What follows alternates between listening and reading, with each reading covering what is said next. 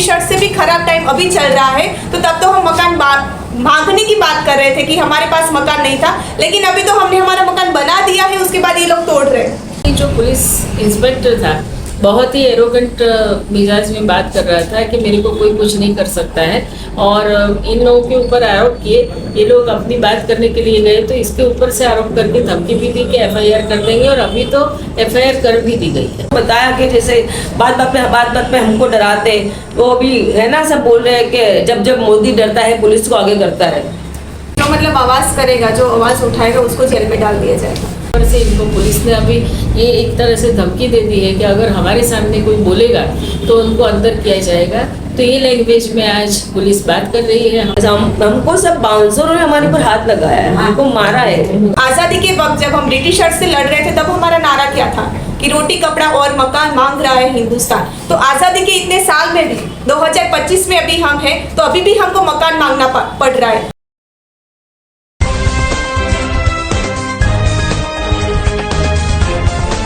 देश और दुनिया की तमाम छोटी और बड़ी खबरों के लिए हमारे चैनल को सब्सक्राइब करना न भूलें और बेल का बटन जरूर दबाएं। मैम, हर जगह पूरे गुजरात में सब जगहों पर बुलडोजर चल रहा है, और जैसे प्रसाद मिल का मामला आपने उठाया है, जो लोग आवाज़ उठाते हैं उनके खिलाफ ये एफआईआर दर्ज कर ली जाती है, चाहे लद्दाख हो, चाहे गुजरात हो, चाहे दिल्ली हो। हर जगह ये कानून और संविधान और सबको ताक पर रख दिया गया है, क्या कहेंगे आप? हाँ, अभी अहमदाबाद में, पूरे गुजरात में और अहमदाबाद में बहुत जगह पे डिमोलिशन चल रहा है, और इन लोगों का ये है कि स्लम फ्री अहमदाबाद करना है। लेकिन स्लम फ्री अहमदाबाद करने के लिए इनके पास ना तो कोई प्लान है, ना कोई इनका प्रोसेस है, ना इनके पास बजट भी है। इनको कई जगह पे अलग अलग रीज़न पे कई जगह तो नोटिस भी नहीं दी जाती है, और एकदम शॉर्ट नोटिस दे के डिमोलिशन किया जाता है। ऑल्टरनेटिव एकोमोडेशन की भी बात नहीं होती है, तो जो परमानेंट जो एकोमोडेशन है वो तो बहुत दूर दूर की बात है। तो ऐसे ही अब ये जो मिल है यहाँ से बहुत पास में ही है, 5 मिनट्स वॉकिंग डिस्टेंस है। वहाँ इन लोगों ने ये जो मिल है वो लिक्विडेशन में चली गई थी, तो इसीलिए इनके जो मकान है ये बहुत सालों से रह रहे हैं। अभी तो इनकी दूसरी तीसरी पीढ़ी वहाँ पे रह रही है, और बच्चे भी पढ़ रहे हैं, बूढ़े भी हैं, और हर प्रकार के लोग वहाँ रहते हैं। तो एक दिन सुबह 5:30 बजे जाके इन्होंने, बारिश हो रही थी और अचानक से डिमोलिश करने के लिए चले गए। उनके साथ पुलिस जाती है वहाँ तक तो ठीक है, लेकिन बाउंसर गए और महिलाओं को भी मैन हैंडल किया गया, और एकदम से सामान, वो तो उठे भी नहीं थे नींद से, एकदम सामान निकाल के पूरा सामान फेंक दिया। इनका जो अपने पढ़ने के भी डॉक्यूमेंट्स थे, बच्चे पढ़ाई कर रहे थे, उनके डॉक्यूमेंट्स थे वगैरह, सब इधर उधर हो गए। बारिश हो रही थी तो इनके पास कुछ हुआ नहीं, ऑल्टरनेटिव अकोमोडेशन था नहीं, तो जैसे तैसे करके और बल का प्रयोग करके इन लोग को खींच के, मतलब बहुत बुरी तरह से इनको निकाला। और इसके जो है फोटोग्राफ्स वगैरह हमारे सामने हैं। जब हम गए तो भी उनकी बहुत ख़राब हालत थी।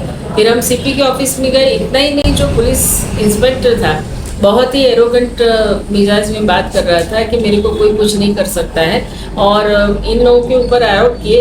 ये लोग अपनी बात करने के लिए गए तो इसके ऊपर से आरोप करके धमकी भी दी कि एफआईआर कर देंगे, और अभी तो एफआईआर कर भी दी गई है। हालांकि इनका तो इतना ही प्रॉब्लम था कि हमें इस तरह से जो निकाला गया है तो हम लोग कहाँ जाएंगे, और इस तरह से ये अलग अलग जगह पे रह रहे हैं। आप देख सकते हैं यहाँ पे महिलाएं आई हुई हैं, तो इसकी समस्या, इन लोगों की जो समस्या है, सीपी ने तो खैर हमको बोला था कि हम लोग जो पीआई कंसर्न है उसके सामने आगे बात करेंगे, लेकिन वो सब कुछ हुआ नहीं। ऊपर से इनके ऊपर एफआईआर जो हो गया है, तो अब ये तो इनका रहने का भी कोई ठिकाना नहीं है। इनके रोज बरोज ये लोग काम करके खाते हैं, लेबर है, तो वो जाएंगे भी कहाँ, आजीविका का प्रश्न है। ऊपर से इनको पुलिस ने अभी ये एक तरह से धमकी दे दी है कि अगर हमारे सामने कोई बोलेगा तो उनको अंदर किया जाएगा। तो ये लैंग्वेज में आज पुलिस बात कर रही है। हमारे जो देश के लोग हैं, गरीब जो लोग हैं। मैडम, जिस तरीके से गुजरात के गृह मंत्री हर्ष संघवी बार बार कहते हैं कि पुलिस को समझा दिया गया है, जिस प्रसाद मिल की बात कर रहे हैं उसके पीछे ही जिस गोसाई पीआई की आप बात कर रहे हैं, उन्होंने एक नोटिस दिया है दरगाह को डिमोलेशन का। तो क्या गुजरात में पीआई को ये अथॉरिटी दे दी गई है कि अब वो बुलडोजर के नोटिस दिया करेगा? अब बुलडोजर का राज ही चलता है, तो अब पुलिस को तो अथॉरिटी मिली है, और जहाँ जहाँ पे डिमोलिशन चलता है वहाँ कई जगह तो बिना पुलिस के भी, आपने देखा होगा यशोदा नगर में जो एक महिला की मौत हुई थी, सुसाइड किया था, वहाँ तो पुलिस भी साथ पे प्रोटेक्शन में नहीं गई थी। तो यहाँ तो खुला दौर है, जिसके पास पैसा है वो कुछ भी कर सकता है। और लोगों की जिंदगी की कोई कीमत ही नहीं है। ये तो शॉर्ट में यही कहना चाहते।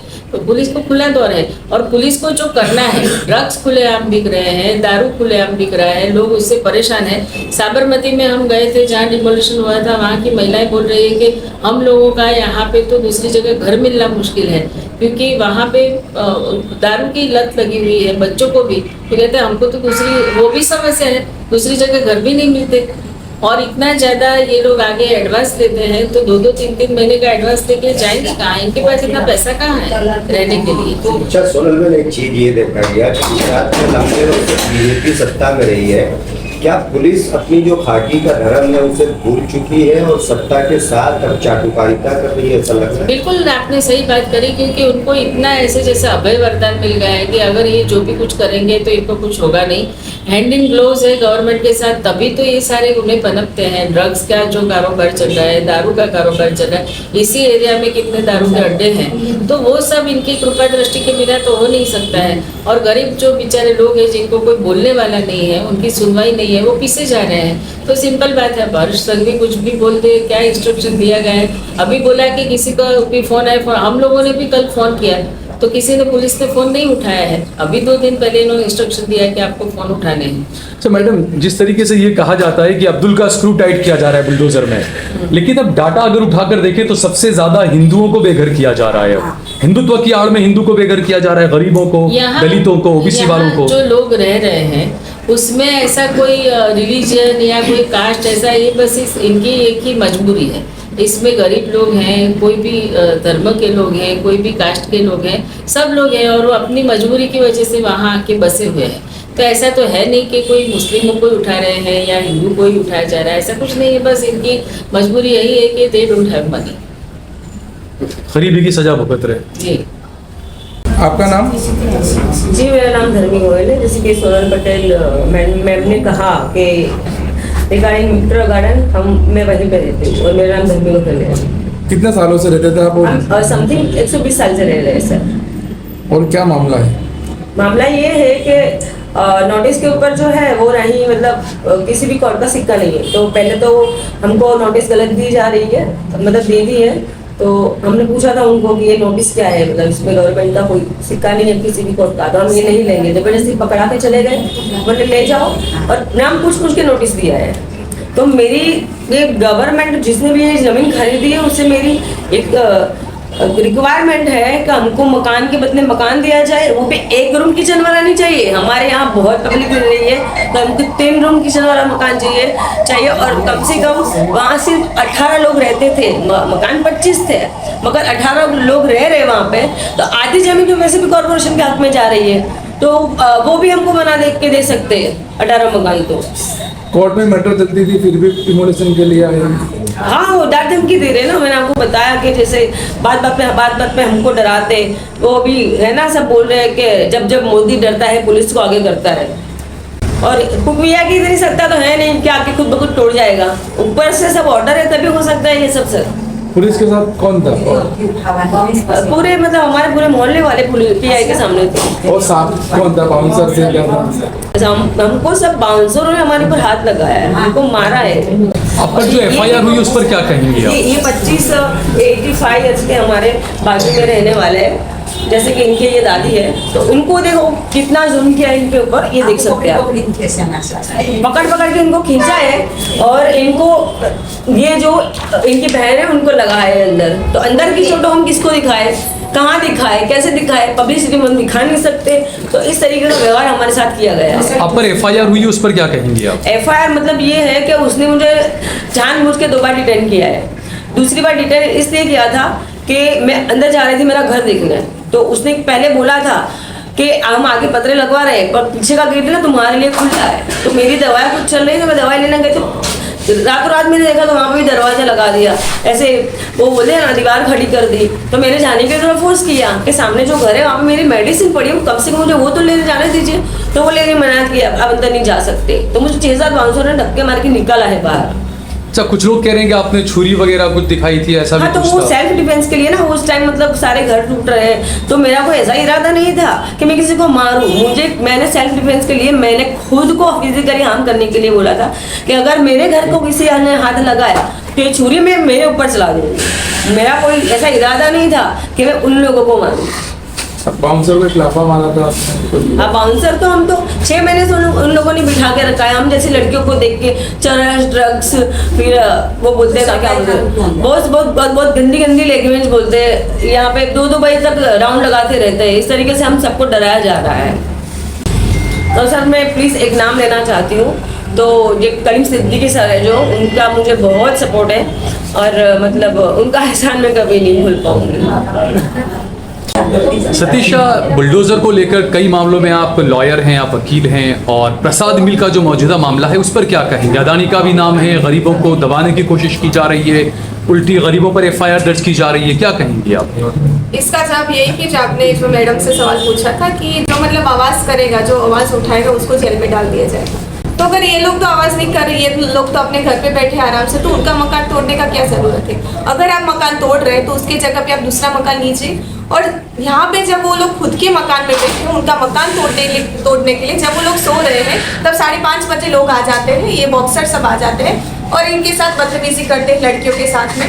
और ये अगर देश की महिला है, तो जैसे कि कोविड के टाइम में कंगना रनौत का ऑफिस भी डिमोलिश हुआ था 2019 में और 20 में, तो वो डिमोलिशन होने के बाद, उनका ऑफिस डिमोलिशन होने के बाद उनको Z+ सिक्योरिटी दिया गया था। तो क्या इनको सिक्योरिटी दिया गया? इनके मकान के आजू बाजू में अभी भी उन्होंने बोला कि अभी भी लोग बैठे हुए हैं, रात को 2 बजे आते हैं, तो इनको एक खुला जेल में बंद कर दिया है ये सरकार ने। तो ये जो लोग मतलब ये गृह मंत्री जो बोलते हैं, होम मिनिस्टर बोलते हैं कायदे में रहोगे तो फायदे में रहोगे, तो ये लोग तो कोई मतलब ऐसा कोई क्राइम करने के लिए नहीं गए थे। वो अपने मकान के लिए लड़ रहे हैं कि हमारा मकान जो आपने गैर कानूनी तरीके से तोड़ा है, तो उसके जगह पे हमको मकान दीजिए। तो आज़ादी के वक्त जब हम ब्रिटिशर्स से लड़ रहे थे, तब हमारा नारा क्या था कि रोटी कपड़ा और मकान मांग रहा है हिंदुस्तान। तो आज़ादी के इतने साल में भी 2025 में अभी हम हैं, तो अभी भी हमको मकान मांगना पड़ रहा है। चलो मकान हमने बसा लिया है अपने तरीके से, तो वो तोड़ा जा रहा है। तो अगर मैं तो इस बात पे ये बोलना चाहूँगी कि ब्रिटिशर्स से भी खराब टाइम अभी चल रहा है, तो तब तो हम मकान मांगने की बात कर रहे थे कि हमारे पास मकान नहीं था, लेकिन अभी तो हमने हमारा मकान बना दिया है, उसके बाद ये लोग तोड़ रहे हैं। तो मतलब ये जो मतलब बात करता है, जो सरकार बात करता है बेटी बचाओ बेटी पढ़ाओ, तो कंगना रनौत अगर देश की बेटी है तो ये नहीं है देश की बेटी। हमारा संविधान जब लाया गया था, तब आम्बेडकर ने खुद बोला था, जो मतलब बंधारण के रचयिता है हमारे संविधान के, उन्होंने खुद बोला था कि हमारे पास अभी पॉलिटिकल इक्वालिटी तो है कि सबका वोट एक जैसा है, लेकिन जब तक हमारे पास इकोनॉमिकली इक्वालिटी नहीं आएगा, उसके बाद सोशल इक्वालिटी भी नहीं आएगा। तो अभी हम इस टाइम पे है कि सभी का मत एक टाइम पे है, लेकिन अगर हम इकोनॉमिकली इक्वल नहीं हो जाएंगे तो हमारा वो अधिकार भी चला जाएगा। अभी हमने देखा कि मुंबई में अदानी को 1 रुपये में पूरा जमीन दे दिया गया। खाली 1 रुपये में आप देखिए कि वहाँ के लोगों को वो जमीन से निकाला गया। बहुत दूर जाने की बात नहीं है, अगर मैं मोड़ासा अमरापुर की बात करूँ तो मैं खुद वहाँ पे गई थी। वहाँ पे किसानों का खुद का जमीन ये सरकार छीन रहा था, और वो जब लोग इनकी तरह ही जब प्रोटेस्ट कर रहे थे, तो पुलिस द्वारा उनको बहुत खराब तरीके से मारा गया था। वहाँ पे जो मतलब आंटीज थी, वो मतलब जो बूढ़ी औरतें थी, उनके ऊपर डंडा उठाया गया। एक महिला जो थी, बूढ़ी औरत थी, वो 1 महीने तक बेड पे लेटी हुई थी, उतने गंदे तरीके से उनको मारा गया था। तो मतलब ये जो मतलब अभी का जो सरकार है, वो अभी खुद को मतलब बाहर तो बड़ी बड़ी बातें करता है, हम विश्व गुरु बन गए, हमारा गुजरात मॉडल तो ये हो रहा है वो हो रहा है। मैं सबसे बोलना चाहती हूँ कि आप इधर गुजरात में आइए, वहाँ के आम लोगों से बात कीजिए, विद्यार्थी से बात कीजिए, उनका शिक्षा क्या है, महिलाओं से बात कीजिए कि उनका कैसा परिस्थिति है। अभी तो ये जो खोखला मॉडल जो बोल रहे हैं ये लोग, तो उनका सच्चाई आपको मालूम चलेगा। और वही एक छोटा सा पंक्ति है, मैं उसके साथ में ये खत्म करना चाहूँगी कि जैसे उमर खालिद से लेकर जो अभी सोनम वांगचुक को मतलब अपने अधिकार के लड़ने की वजह से उनको जेल में डाला गया। तो मैं एक छोटा सा पंक्ति के साथ मेरा बात पूरा करना चाहूँगी। मतलब कवि है गोरख पांडे, उनका एक छोटा सा पोएट्री है, मैं बोलना चाहूँगी। वे डरते हैं कि चीज़ से डरते हैं, वे तमाम धन दौलत, घोड़ा बारूद, पुलिस फौज के बावजूद वे डरते हैं कि एक दिन निहत्थे और गरीब लोग उनसे डरना बंद कर देंगे। तो वही ये जो आम लोग है वो ना जग जाए, वो मतलब उनका जो पॉलिसीज है, एंटी पीपल पॉलिसीज है, उसके अगेंस्ट में सब लोग एक साथ मिलकर आवाज ना उठा पाए, इसके लिए एक एक को ये लोग दबाना चाहते हैं। लेकिन उनको मालूम नहीं है कि हम शहीद वीर गांधी जी आम्बेडकर के औलाद है, तो हम ये जो मतलब इनजस्टिस हो रहा है, जो अन्याय हो रहा है, उसके सामने खुल के आवाज करेंगे।